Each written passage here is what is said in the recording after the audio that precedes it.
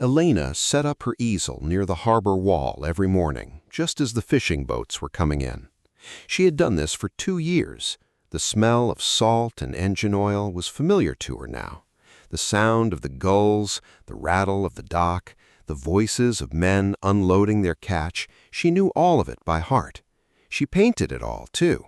The blue water, the white boats, the gray cliffs that rose behind the town like sleeping giants. Nobody bought her paintings. Tourists walked along the harbor front with their cameras and their coffee cups. They looked at the boats. They looked at the cliffs. Sometimes they looked at Elena, the young woman with paint-stained hands and dark eyes, standing behind her easel. But they did not stop. They did not ask the price. They walked on. Elena told herself it did not matter. She told herself she was still learning. But some mornings, when the last tourist had passed and her paintings were still leaning against the wall, unsold and unnoticed, she felt something heavy settle in her chest. She would pack up her things slowly and walk home along the harbor road, past the fish market and the old church and the cafe with the blue shutters, and she would try not to think about what she was doing wrong. She had studied art in school. Her teachers had told her she was talented.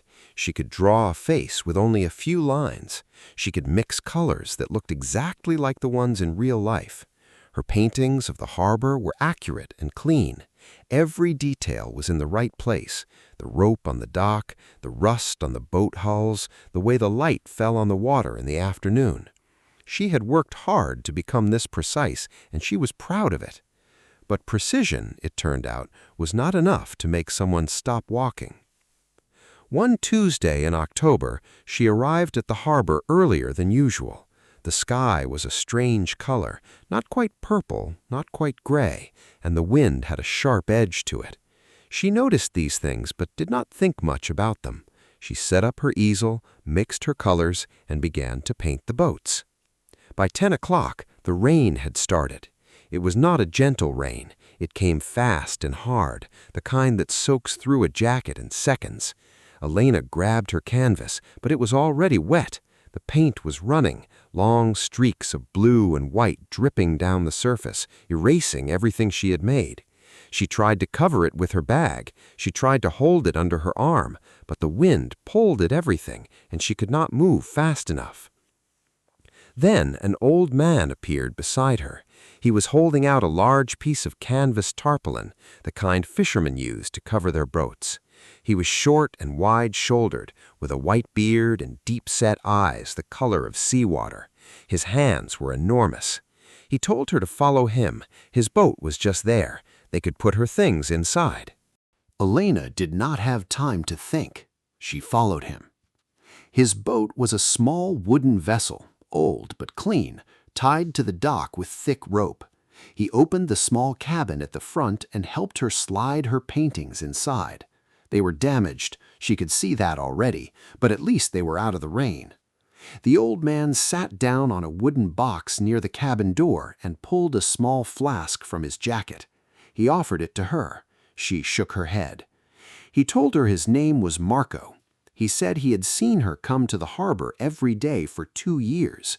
He asked if she sold much. She told him the truth. Not much. Marco nodded slowly. He did not seem surprised.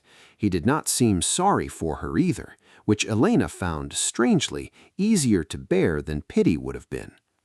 He told her he had been on this water for 50 years, since he was 14. His father had been a fisherman, and his father's father too. He knew the sea very well. He had watched it in calm and in storm. He had been frightened by it. He had loved it. He had lost friends to it. But he had never been able to explain what it felt like, not to his wife, not to his children, not to anyone. Then he said something that Elena would remember for a long time. He said he had looked at her paintings many times when she was not watching. They were beautiful, he said. She was talented, but they showed him what he already knew. He looked at her painting of the harbor, and he saw the harbor. He looked at her painting of the cliffs, and he saw the cliffs. He walked past her easel every morning after seeing the real thing, so why would he stop to look at a copy? Elena felt something tighten in her chest. She asked if he thought her paintings were pointless. He said no. He said they were missing something, and that was different.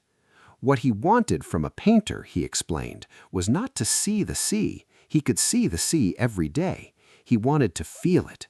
He wanted someone to show him what it felt like, the thing he had always known but never had words for. Then he said something that Elena would remember for a long time.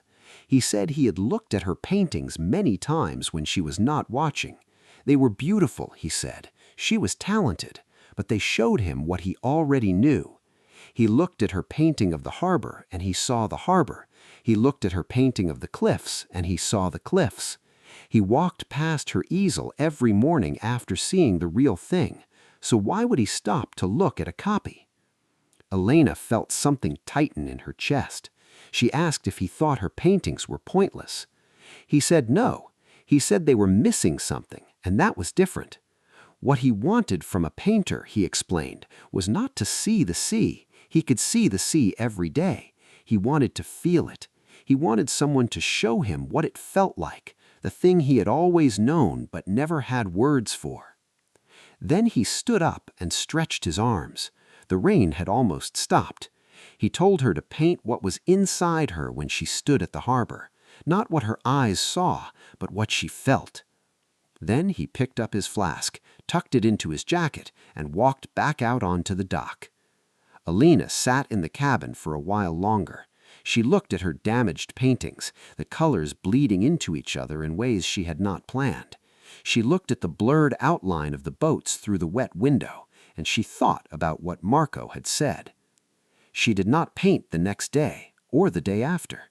She stayed in her small rented room above the bakery on the hill, and she thought. She looked at photographs she had taken of the harbor. She read. She looked at paintings by other artists, not the famous classical painters she had studied in school, but wilder work, stranger work, paintings that did not try to show things accurately, but tried instead to show how things made you feel. She studied the way some painters used color not to describe a scene, but to express a mood. Dark reds for anger, thin pale blues for loneliness, heavy layers of gold and orange for warmth. She had always thought of color as a tool for accuracy. Now she began to think of it as a language.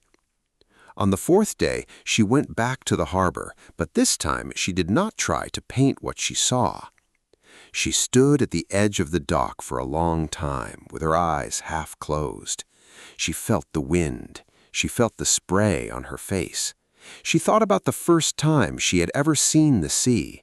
She was 6 years old, and her mother had brought her to the coast on a day trip, and Elena had stood at the water's edge and felt something vast open up inside her chest, something enormous and frightening and wonderful all at the same time. She thought about Marco, about 50 years on the water, about the things you carry inside you that you can never quite put into words. She went home and she painted. She worked for 3 days without stopping for much more than sleep. The painting was nothing like her usual work. The colors were wrong, not wrong exactly, but unexpected. The blues were deeper, almost purple in places. The shapes were less precise.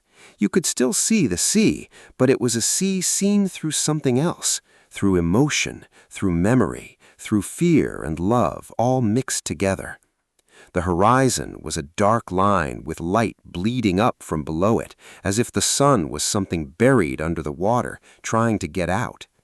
When she stepped back and looked at it, she felt strange, a little frightened, actually. It did not look like her other work. She was not sure if it was good, but she knew it was honest. She had not tried to impress anyone. She had only tried to tell the truth about what she felt. She put it against the wall and looked at it for a long time. Then she carried it down to the harbor. Marco was on his boat when she arrived. He was working on a rope, his big hands moving quickly and precisely. He looked up when she approached. She turned the painting to face him without saying a word. He did not speak for a long time. He set the rope down on the deck and stood up slowly. He stepped off the boat onto the dock and walked a little closer. He looked at the painting the way some people look at something that requires careful thought, head slightly tilted, eyes moving across the surface slowly. Elena waited. She felt as if her heart was sitting somewhere in her throat. Then he said one word, yes, just that. He said it was not perfect, but it was true. And true, he told her, was more important than perfect. That was what it felt like, he said. The sea, that was it.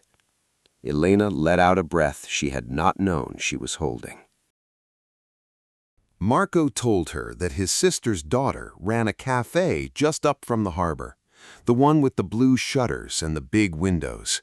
It was called Vento, which meant wind. Elena knew it. It was always full of people.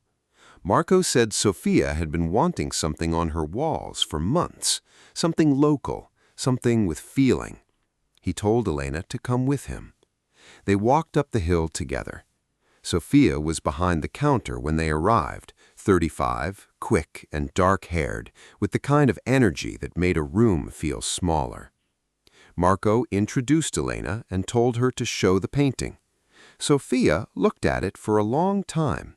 She did not tilt her head the way Marco had. She simply looked at it directly, and something shifted in her expression. She said it did not look like the harbor. Elena told her that was the point. It looked like how the harbor felt.